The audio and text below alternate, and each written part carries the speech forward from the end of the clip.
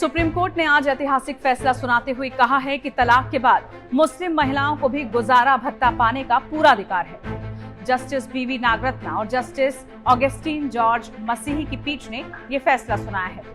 अदालत की पीठ ने आगे कहा है कि धारा 125 अब सभी शादीशुदा महिलाओं पर लागू होगी। अपने फैसले में सुप्रीम कोर्ट ने कहा कि गुजारा भत्ता देना दान नहीं बल्कि शादीशुदा महिलाओं का मूलभूत अधिकार है।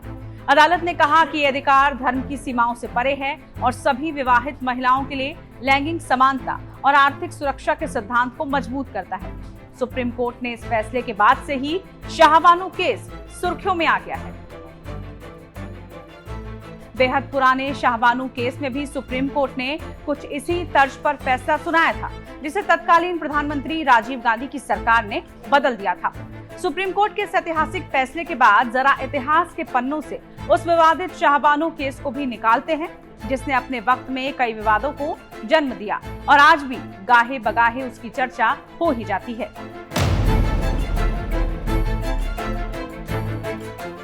चलिए अब आपको बताते हैं क्या था शाहबानो केस। शाहबानो का कम उम्र में साल 1932 में निकाह हो गया था। उनका निकाह इंदौर के एक वकील मोहम्मद अहमद खान से हुआ। कुछ साल तक जब सब कुछ ठीक चलता रहा और दोनों के 5 बच्चे भी हो गए, लेकिन निकाह के करीब 14 साल बाद अहमद खान ने दूसरा निकाह कर लिया।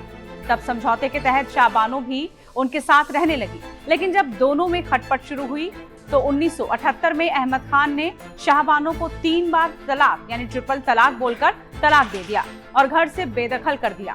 तब खान ने शाहबानो से वादा किया कि वो गुजारा भत्ता के तौर पर हर महीने उसे 200 रुपए देगा, लेकिन कुछ ही महीनों बाद वो इससे मुकर गया। गुजारा भत्ता नहीं मिलने के बाद 62 साल की शाहबानो ने कोर्ट का दरवाजा खटखटाने का फैसला किया और यहीं से शाहबानो का चर्चित मामला शुरू हुआ। इंदौर की एक अदालत में मामला पहुंचा और शाहबानो ने गुजारा भत्ते के लिए 500 रुपए महीने की मांग की। पेशे से वकील अहमद खान ने कोर्ट में मुस्लिम पर्सनल लॉ का हवाला दिया और कहा कि वो गुजारा भत्ता देने के लिए बाध्य नहीं है। कोर्ट ने इस दलील को तो खारिज कर ही दिया, लेकिन शाहबानो को महज 20 रुपए प्रति महीने का गुजारा भत्ता देने का फैसला सुनाया, जो शाहबानो और उनके बच्चों के लिए काफी कम रकम थी। इसके बाद मामला हाईकोर्ट जा पहुंचा। शाहबानो ने इस फैसले को हाईकोर्ट में चुनौती दे दी। कुछ महीनों तक चली सुनवाई के बाद हाईकोर्ट ने भी साल 1980 में अपना फैसला सुनाया और गुजारा भत्ते की इस रकम को 20 रुपए से बढ़ाकर 179 रुपए प्रति महीने कर दिया। इस फैसले से शाहबानो का पति अहमद खान खुश नहीं था, इसलिए उसने सुप्रीम कोर्ट में याचिका दायर की। सुप्रीम कोर्ट में साल 1981 में यह मामला 2 जजों की बेंच के सामने रखा गया, लेकिन मामले की पेचीदगी को देखते हुए मामला 5 जजों की संविधान पीठ को सौंप दिया गया। सुप्रीम कोर्ट में मामला करीब 4 साल तक चलता रहा। शाहबानो के पति ने यहाँ भी तर्क दिया कि मुस्लिम पर्सनल लॉ के तहत उसने दूसरी शादी की है और पहली पत्नी को गुजारा भत्ता देना उसके लिए अनिवार्य नहीं है। साल 1985 में सुप्रीम कोर्ट ने मध्य प्रदेश हाईकोर्ट के आदेश को सही करार देते हुए शाहबानो के पक्ष में फैसला सुनाया। इस दौरान सुप्रीम कोर्ट ने अहम टिप्पणी करते हुए यूनिफॉर्म सिविल कोड की जरूरत का भी जिक्र किया। सुप्रीम कोर्ट ने कहा कि देश में समान नागरिक संहिता की जरूरत महसूस होती है, जिस पर सरकार को विचार करना चाहिए। सुप्रीम कोर्ट ने कहा कि सीआरपीसी की धारा 125 हर धर्म और जाति के लोगों पर लागू होती है, जिसमें मुस्लिम भी शामिल हैं। यहां से मुस्लिम पर्सनल लॉ को लेकर बहस और तेज हो गई। मुस्लिम पर्सनल लॉ बोर्ड भी इस मामले में कूद पड़ा। शाहबानो को कई सालों की कानूनी लड़ाई लड़ने के बाद सुप्रीम कोर्ट से बड़ी राहत मिली थी, लेकिन राजनीतिक तौर पर यह मामला इतना बड़ा हो चुका था कि कुछ ही वक्त पहले सत्ता में आए राजीव गांधी ने एक बड़ा और विवादित फैसला लेते हुए शाहबानो के फैसले को पलट दिया था। राजीव गांधी सरकार मुस्लिम महिला अधिकार और तलाक संरक्षण विधेयक 1986 को लेकर आई, साथ ही इससे सुप्रीम कोर्ट का फैसला शून्य हो गया। इसके बाद विवाह के मामले में फिर से शरीयत कानून को लागू कर दिया गया। राजीव गांधी के इस फैसले को लेकर खूब विवाद हुआ और इसे खुद के पैरों पर कुल्हाड़ी मारने जैसा बताया गया।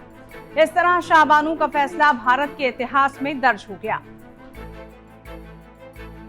इसी मुस्लिम महिला विधेयक 1986 के तहत एक मुस्लिम शख्स ने हैदराबाद हाईकोर्ट के आदेश को चुनौती दी थी, जिससे उसे अपनी पूर्व पत्नी को 10,000 रुपए अंतरिम गुजारा भत्ता देने के लिए कहा गया था।